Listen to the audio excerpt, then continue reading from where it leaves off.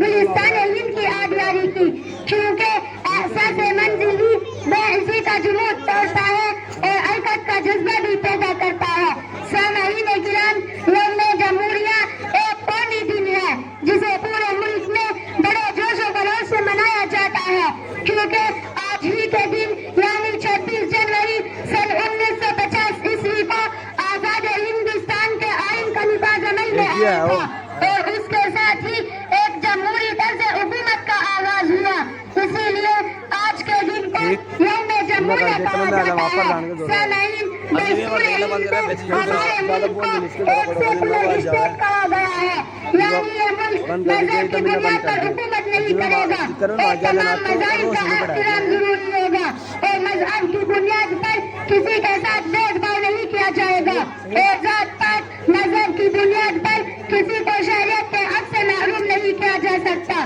اور ہندوستانی شہری قانون کی نگاہ میں برابر ہے اور شہری کو آزادی رائے، آزادی خیال اور آزادی مذہب کا اختیار حاصل ہے اور آزادی مذہب کا اختیار حاصل ہے۔ اسی لیے ہندو، مسلم، سکھ، عیسائی اور دیگر تمام مذاہب کے لوگ اپنے اپنے مذہب پر عمل کرتے ہوئے ایک مشترکہ بڑی خوبصورت گنگا جمنی تہذیب کو فروغ دے رہے تھے اور ملک ترقی کر رہا تھا، لیکن وطن عزیز کو نہ جانے کس کی نظریں بد لگ گئی کہ ہر طرف بدامنی اور بے چینی پھیلی ہوئی ہے۔ کچھ لوگ ہیں جنہیں قومی یکجہتی راس نہیں آتی اور وہ ہندو مسلم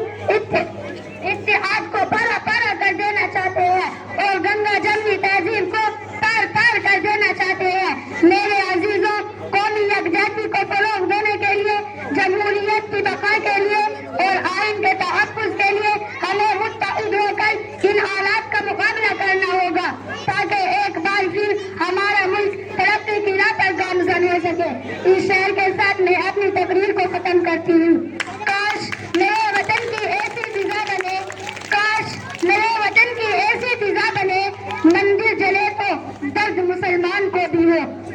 پامال ہو نہ پائے مسجد کی آبرو، پامال ہو نہ پائے مسجد کی آبرو، یہ فکر مندر کے نگہبان کو بھی ہو۔ وآخر دعوانا ان الحمدللہ رب العالمین۔